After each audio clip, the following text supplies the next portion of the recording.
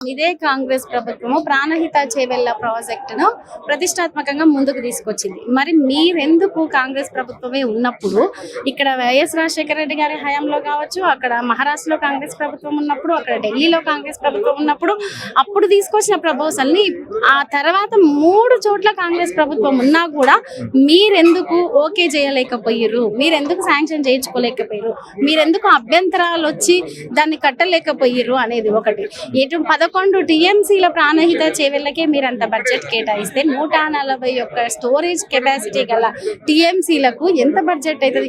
అప్పటికి ఇప్పటికీ ఈవెన్ అక్కడ భూములు పోయే వాళ్ళకు కట్టించే మనీ ఎస్టిమేషన్ కూడా క్యాలిక్యులేట్ చేసుకోండి. కట్టించిన ఆర్ఎండ్బి నుంచి కాలనీ కట్టించింది కావచ్చు, ఈవెన్ 3 బ్యారేజ్లు, ఒక్కొక్క బ్యారేజ్ కింద రిజర్వాయర్లు, పంపు సెట్లు, 19 సబ్ స్టేషన్లు, అంటే 1531 కిలోమీటర్ల టన్నెల్లు, అంటే అక్కడ నిర్మితమైన వ్యవస్థను చూడండి అని చెప్తున్నాం మేము.